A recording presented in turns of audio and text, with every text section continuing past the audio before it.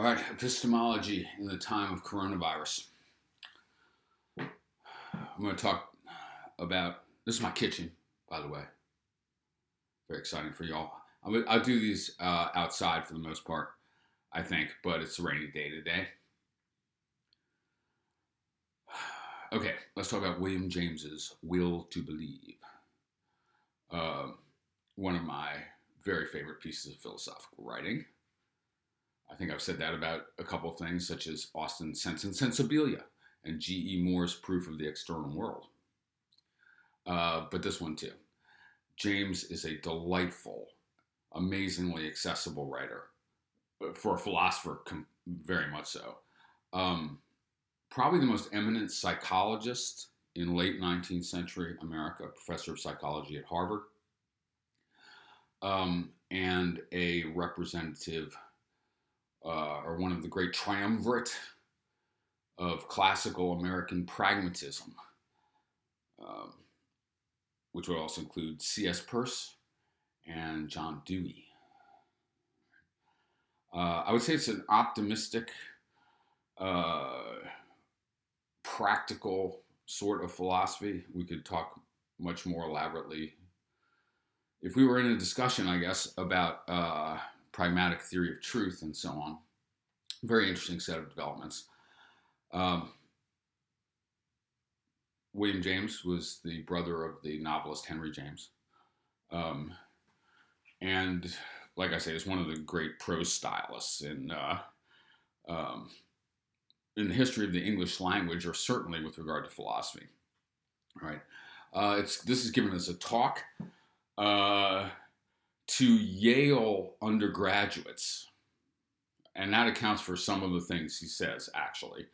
For example, he says that all of us here believe in the doctrine of the immortal Monroe.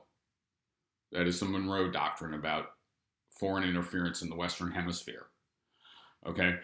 Well, you can't count on that among many audiences. Or, he says, we all believe in Protestant Christianity.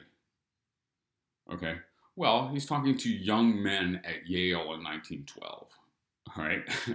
And so we can count on that kind of uniformity of belief, I guess. It's the will to believe is a classic defense of religious faith. It's a rational defense of religious faith.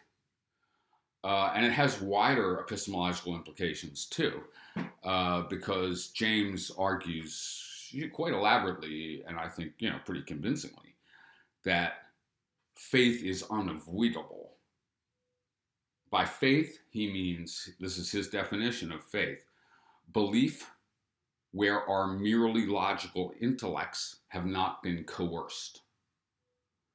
Okay, so it's belief upon insufficient grounds, or belief, where the reasons are not decisive.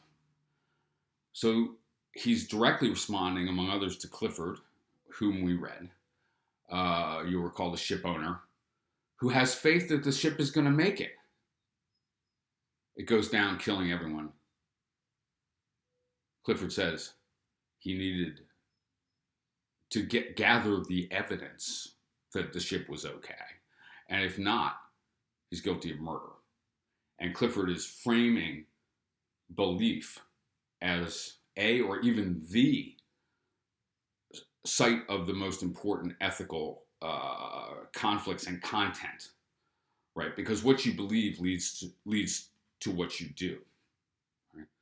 And Clifford is really like a kind of a beautiful example of Enlightenment thinking. He holds that you should believe all and only what you're justified in believing, and that it's always wrong, he says, to believe upon insufficient grounds. Wrong in a moral sense, evil to believe upon insufficient grounds. So James, actually he defends faith on a number of matters in the course of his writings, including the free will problem. He says, he doesn't think any evidence can dispose of the free will problem. The question of whether we have free will or not. But believing that we don't have free will led James, in his own account, into a personal crisis, an existential crisis, a suicidal crisis. And deciding to believe that he has free will brought him out of that crisis, according to him. Right? And he's going to defend that kind of procedure, at least in certain limited cases, deciding to believe in cases where the evidence is not dispositive, it's not decisive.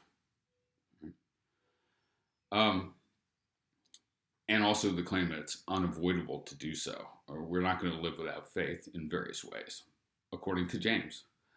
All right, so let's first, the first set of moves he makes in the first few pages is narrowing down the circumstances in which he's going to argue faith is not only inevitable, okay, it's legitimate, rationally legitimate to believe on faith. It's this is an interesting paradox or an interesting set of moves. It's a rational argument in favor of irrationality, we might say. Or it's a rational argument in favor of believing in excess to rationality.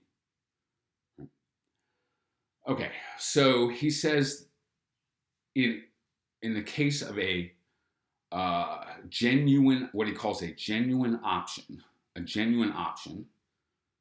faith is legitimate and it's unavoidable because of the way a genuine option is defined.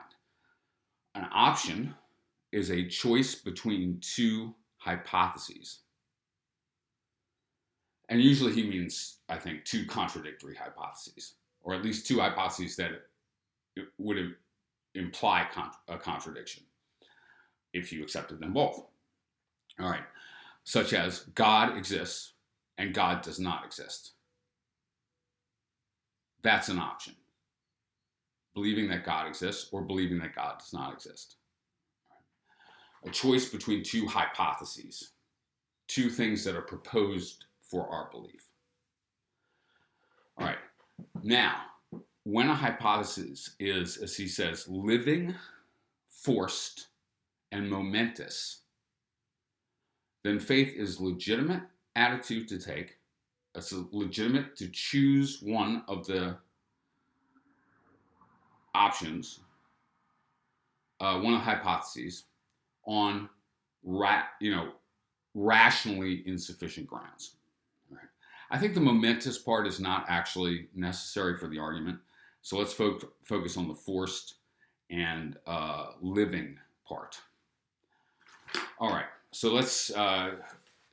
His prose is delightful, really. He's such a wonderful writer. So again, I'm probably going to try to read rather than reconstruct, I guess. Well, I'll probably do both. Okay. So a genuine option, again, is an option that is forced, living, and momentous. So this is how he defines the second page of our handout, which is up on Moodle. A living option is one in which both hypotheses are live ones. If I say to you, you young men of Yale, 1912, be a theosophist or be a Mohammedan. Okay, you can look up theosophy if you want. Madame Blavatsky's fashionable religious tendency of that moment. It's probably a dead option, and by Mohammedan he means a Muslim, because for you neither hypothesis is likely to be alive. Again, he's speaking to Yale undergraduates in 1912. They're all Protestants, he assumes, okay? Probably accurately. But if I say be an agnostic or be a Christian, it is otherwise. Trained as you are, each hypothesis makes some appeal, however small, to your belief.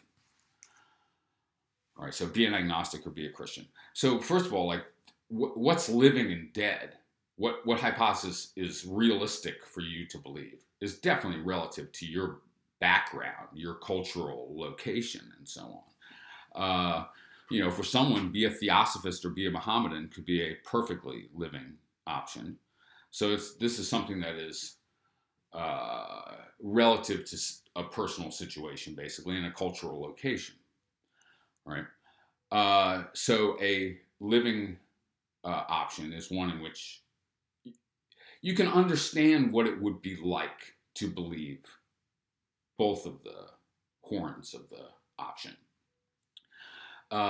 You can relate to it. Maybe you know people who do believe that, right? Okay. Now, and then let's take the forced quality. So he says this. Next, if I say to you, choose between going out with your umbrella or without it, I do not offer you a genuine option, for it is not forced. You can easily avoid it by not going out at all.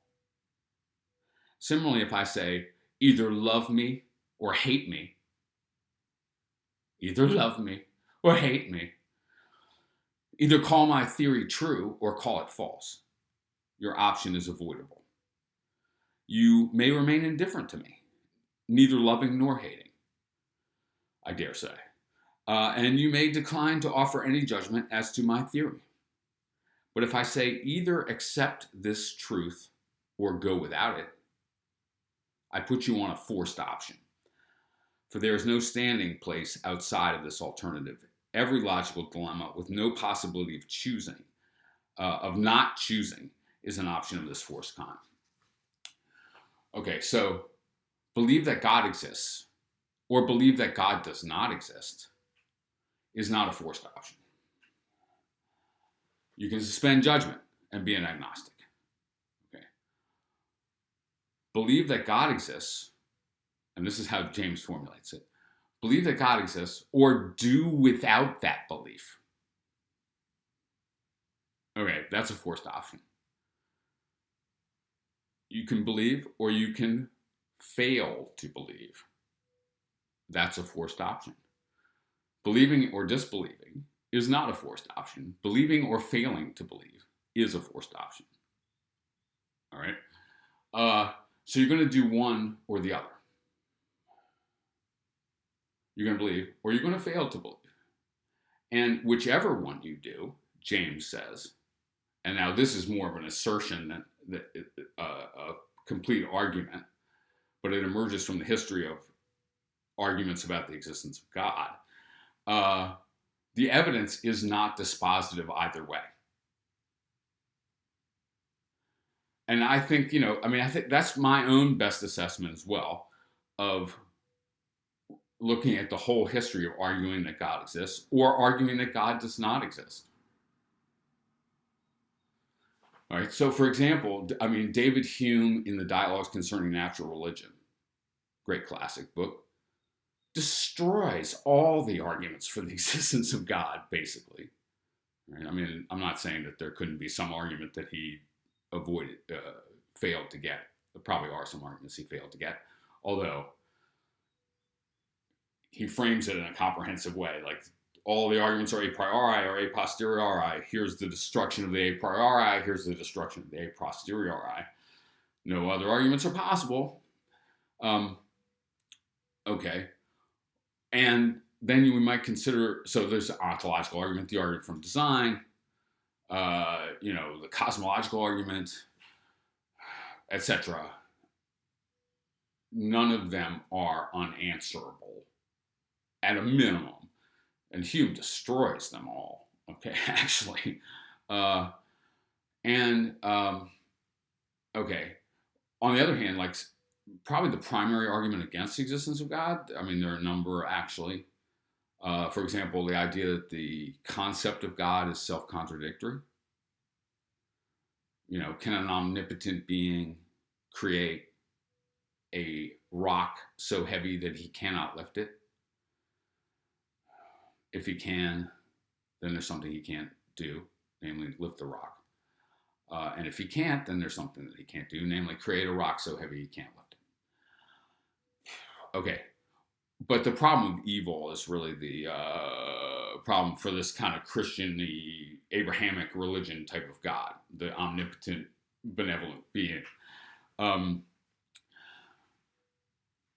So God's, if God is all powerful. He can prevent evil. If God is perfectly good, he wants to prevent evil. So if God exists, there is no evil. But there is evil, therefore God does not exist. Now, there are incredibly ingenious theodicies. I refer you to a philosopher named John Hick, what's called the soul-making theodicy. There are really elaborate, interesting attempts to answer the problem of evil. So we're leaving the thing as a standoff. And I'm saying, I mean, you couldn't show that in the course of a few minutes, obviously, that there are no decisive arguments either way on God's existence. But I do think that's plausible after a few thousand years of speculation on this. A couple thousand years. All right, 2,500 years of speculation on this. Going back to Aristotle, let's say. So our logical intellects are not coerced either way. That's the claim. And the option is forced. You're going to end up one way or another, believing or failing to believe. So in that case, belief in access to the evidence is unavoidable and it's legitimate. And so one thing is that James wants to argue that in a case like that, what we would call pragmatic considerations can enter into the equation. So there are no decisive reasons either way. Maybe believing one of these things makes you miserable, and believing the other will make you happier or more productive. So that's a pragmatic reason to believe, although it might not really get you to believe, just thinking like I'd be happier if I believed this. But for James, as a pragmatist, that's not totally irrelevant in a case where the evidence is not dispositive. How does it affect you to believe? Again, like he getting out of his own personal crisis by deciding to believe that he had free will so that he could choose to get out of his crisis. And probably at the same moment in his personal crisis, choosing to believe that God exists, okay? He thinks it saved him, right? And he thinks that that's actually relevant in a case where you can't nail whether it's true or not by reasons. So then he goes on to, and how this is connected to the whole thing is interesting. Describe Pascal's wager. Have we talked about Pascal's wager? I'm not sure. It's interesting. It's about epistemology. It's about how to believe or why to believe. James, in setting it out, he sets it out as if he's writing it, but really he's translating from Pascal's Pensées. So this is on maybe the third page of our reading. In Pascal's thoughts, the Pensées of Blaise Pascal, great 17th century mathematical prodigy and religious freak. There is a celebrated passage known in literature as Pascal's Wager. In it, he tries to force us into Christianity by reasoning as if our concern with truth resembled our concern with the stakes in a game of chance. And actually, Pascal is largely responsible for mathematical probability theory, the kind of thing that makes insurance possible. And makes gambling a lot more systematic and interesting. Translated freely, his words are these. And he is freely translating Pascal here. You must either believe or not believe that God is. Which will you do? Your human reason cannot say. That is, there's no decisive reasons either way. A game is going on between you and the nature of things, which at the day of judgment will bring out either head or tails. Weigh what your gains and your losses would be if you should stake all you have on heads or God's existence. If you win in such a case, you gain eternal beatitude. If you lose nothing at all. if there were an infinity of chances and only one for God in this wager, if the odds were 1,000,000 to 1 against God's existence, still you ought to stake your all on God, for though you surely risk a finite loss by this procedure, any finite loss is reasonable, even a certain one is reasonable, if there is but the possibility of infinite gain. Go then and take holy water, and have masses said. Belief will come and stupefy your scruples. So it's legitimate to try to believe. So let me, I've got my little graphic here for Pascal's wager. Let's try to set it out. Can you see this? Pascal's wager. Okay. So, should you believe that God exists? Now, if you believe that God exists, and God does exist, you gain eternal beatitude. That's the way Pascal puts it. Eternal bliss, man. Plus infinity, baby. All right. But if you believe and God does not exist, you were wrong. Of course, you'll never really know that you were wrong. It's not going to hurt you in that way. But let's say, like, that's not good to be wrong. So we're going to dock you 2 points, or 200 points, or 2,000 points, or 200,000 points.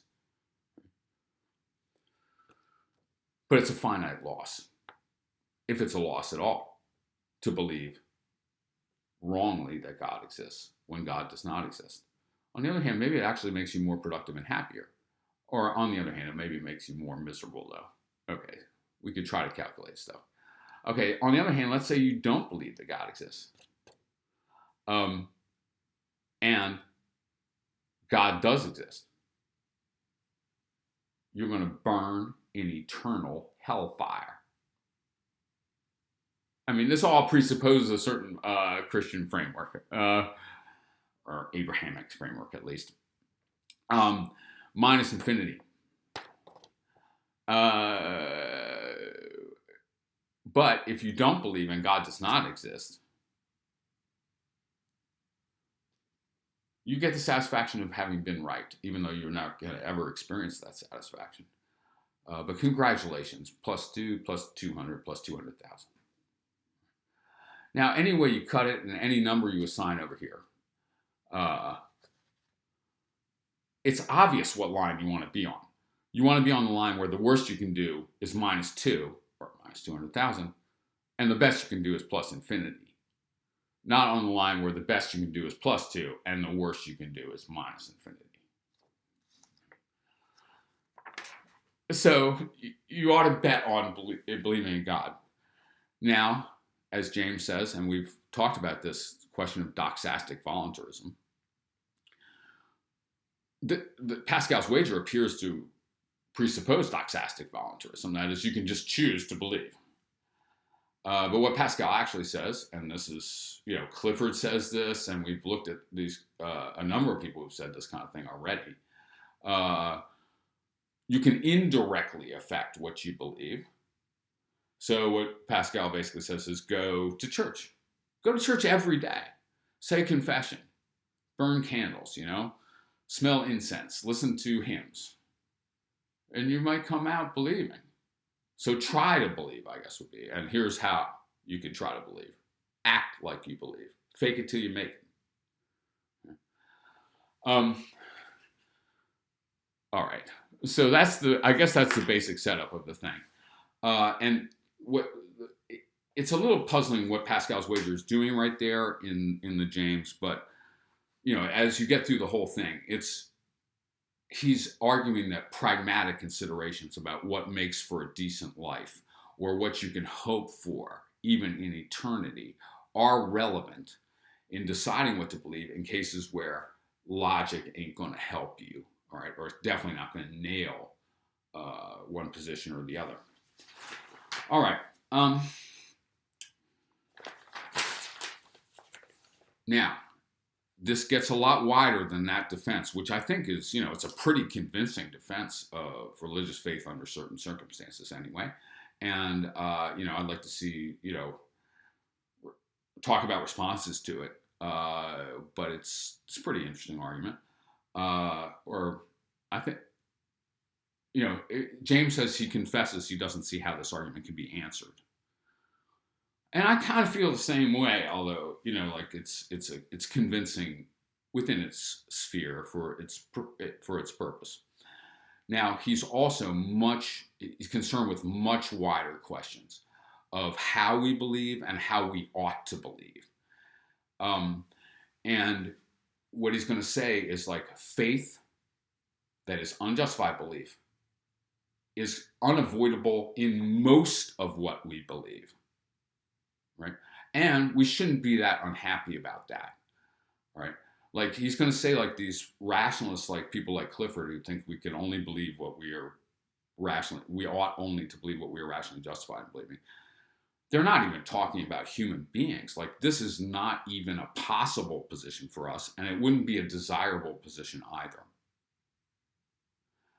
So he says this about like the role of faith in everyday life for everyday people, including the young undergraduates in the philosophy club at Yale. As a matter of fact, we find ourselves believing. This is in section 3 of Will to Believe, in the second paragraph. As a matter of fact, we find ourselves believing. We hardly know how or why. Mr. Balfour, I better look that up, gives the name of authority to all those influences born of the intellectual climate that make hypotheses possible or impossible for us, alive or dead. In this room, we all believe in molecules and the conservation of energy, in democracy and necessary progress.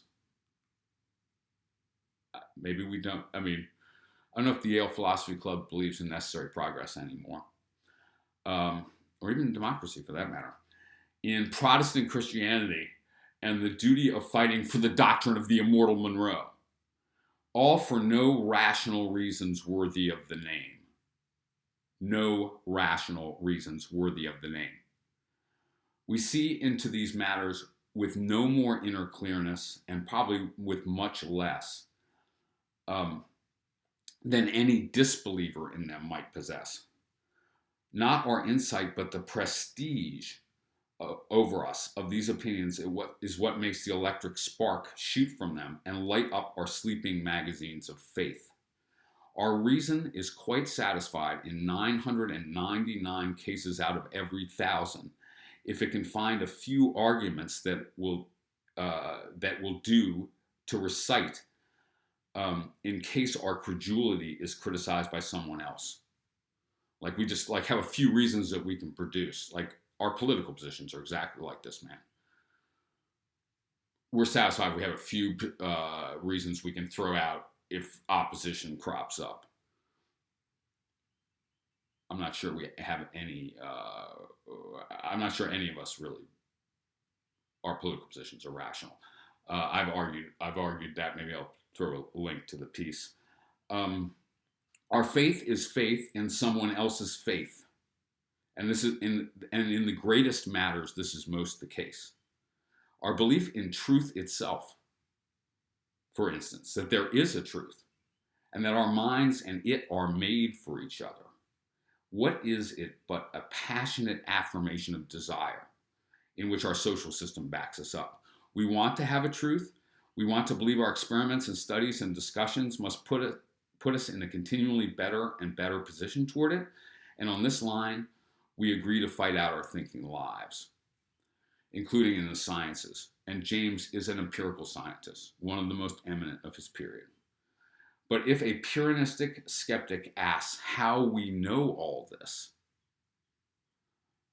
like that there is a truth and that we can find it because we're the sort of creatures that can find it, etc., can our logic find a reply? No, certainly it cannot. It is just one volition against another. We willing to go in for life upon a trust or assumption that we can find the truth by scientific procedures, for instance, which he, for his part, does not care to make. So now we're moving out into a much broader frame of asserting that most of what we believe for no reasons worthy of the name. Now, we can try to run that through various theories of justification and stuff that we have seen or that we are about to see. But it's an interesting position. He's saying, like, how much of what you believe do you really have good enough reasons to believe? And his answer is only a little of what you believe, including the most fundamental things. For example, he asserts that you'll only get to a moral view or a sense of moral reality or anything to do with value by going beyond your rationally required commitments to certain emotional commitments and so on. I mean, in one way, it's saying, like, let's just be realistic about what we human beings are. One of the most charming features of James's position, one of the charming features, if you ask me, is its humility. In other words, its realism. Okay, but another kind of is the sense that he gives us of living in a sort of intellectual adventure, where we don't have to try to be absolutely assured of every step, just plodding along the road of logic or scientific experimentation. But he calls on us to, like, venture forth and try believing stuff. And he's got, like, a lovely little argument or image of this. And maybe I'll kind of finish with this. It's one of my favorite passages in philosophy, I have to say. If I can find it here.